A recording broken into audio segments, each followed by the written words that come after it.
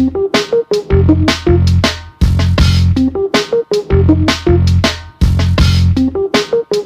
guys, welcome back to the Matt Greer Music channel. Today I'm going to do a pretty quick video to talk about pocket operator cases.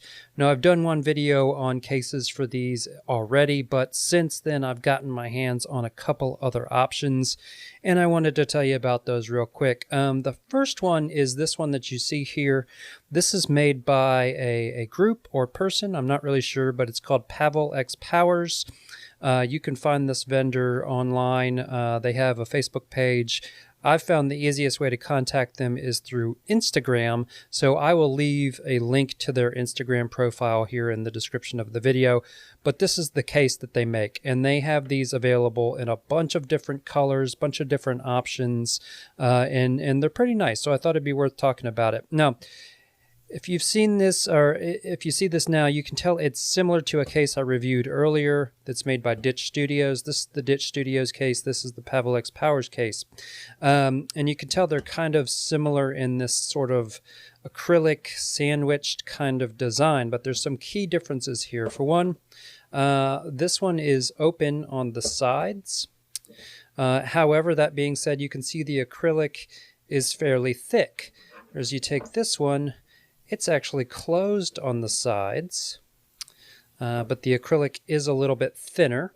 Both of them do cover the screen, however, so there's protection for your screen. And other than that, they're fairly similar in layout and design. They have buttons that poke through from underneath that come up through the top layer.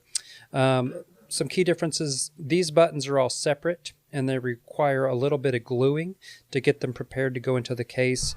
With this one, they came just as like they were all on a solid piece of plastic that I just laid in there, so it was very easy to install. And then you have to put the rest of the case together. Now I will mention that it was kind of hard to line up. I don't know if you can see them, but there's like these little dovetail grooves. It was hard to kind of line all that up, get it all sandwiched together, and then put the screws to put it together. But once it's done, you end up with very nice, clean fit and finish. So I do like this case a lot. I think it's a good design. It does a good job of protecting from all angles, and it does add a nice tactile feel. The buttons are a little bit clicky, but they don't make much noise, whereas this one, a little bit more noise on that one.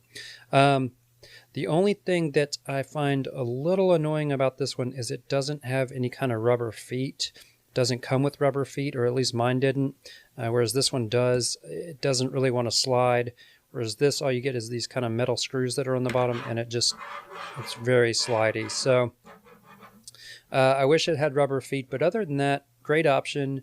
Reasonably priced, and like I said, they come in a whole bunch of different colors and styles. This one's sort of styled after a Boss SP303, but there's a bunch of different styles that you can choose from. All right, so that's the first one. The second one I want to show you is one that's made from Beatmaker Boutique, and I thought we'd kind of do a little bit of an unboxing experience here. And I've already taken this out, I've already used it, but I put it back in here so you could get an idea of what comes if you order one of these. So you open up the lid here of the box. Nice presentation. This is nestled in this kind of holder inside the cardboard box. Over here are your instructions for how to use it. Let's go ahead and take that out. As you can see, nicely designed packaging. And this comes in two main pieces. And they come together when it's shipped to you, but you have to take them apart. And you have this base plate, which is solid plastic. I don't think it's any kind of 3D printing or anything like that. It seems to be injection molded or something to that effect. It seems factory made. I'll put it that way. It has this little rubber insert that goes inside. I don't think this serves any purpose other than to just be sort of a holder for the pocket operator inside of there. But what you do, you take your pocket operator. I'm going to use the KO, obviously, because this is looks like an MPC. I think it's sort of meant to emulate a sampler. So I'm going to put the KO in here. You lay that down in, fits very nice. If you have the hanger on top of your pocket operator, it will not fit. You have to cut that off. So if you're the type that you don't want to lose the hanger, this probably is not what you want to get. But anyway, you lay that in there. You put this on top. You've got to make sure the little disk drive thing there is meant to look like a disk drive. It goes around that little nub. Then you just pull it around, get the knobs through, and that's it. Very, very easy to get on. Easier than something like this. Easier, I think, even than the stock cases that Teenage Engineering sells, I should say. Inside are 2 knobs, and this is a really nice addition. You get knob covers with this case, which is really cool. And they just slide right on. These are made out of rubber as well. And they go right on like that. And they look nice. They help give you a little more purchase, as you would say, if you're from the UK, on the button, and it just feels good. These pads are pretty thick. They stand up quite a bit from the surface of the case, and they have a good feel. It's all rubber, so it's kind of squishy. But I must say it adds a nice reassuring heft to the pocket operator. You see in the back you still have access to your batteries, which is a great thing. Some cases out there don't have a panel in the back, and you have to unscrew them to get the batteries, which is kind of annoying. But this one has that. Has rubber feet, so that's great. And this thing it really sticks to the surface you're working on. So well thought out. Also aesthetically, I just dig the way it looks. It looks basically modeled after like an MPC 2000 XL. A lot of MPCs sort of have this general design cue, but with the colors, the XS, MPO, you can tell it's definitely modeling itself after an MPC. The fake disk drive on the bottom, this kind of indent, it's pretty slick looking. So yeah, I do like this case.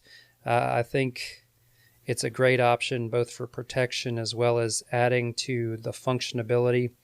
A couple detractors from it. It's kind of hard to see the lights through the holes on the case. You kind of have to have it at the right angle to be able to really see them. So I'm kind of tilting it here to give you an idea that too much of a degree one way or the other, and it becomes hard to see. That's really kind of my only niggle with this case, other than the cost. This case is significantly more than a lot of the options out there. In most cases, about double the cost of the other options that you can get. But it is robust. It is well thought out. It's well made. I have no doubt that it will protect my pocket operator, and it helps with the use. I mean, it makes it larger in your hands. It has this nice angle that they built into it. The pads are great. Without doubt, the pads are the best that I've worked with on a pocket operator, and these knobs are just a nice finishing touch. So this probably is my favorite that I've used so far, but again, the cost does kind of reflect what you would hope to be in terms of quality. I'll just say the price is high. But that's about it. I wanted to talk about these 2 additional pocket operator cases. If you have any questions in the comments, let me know. And now that that's done, I'll just play us out with a little beat that I've been working on here on my PO33KO. All right, thanks for watching, guys. See ya.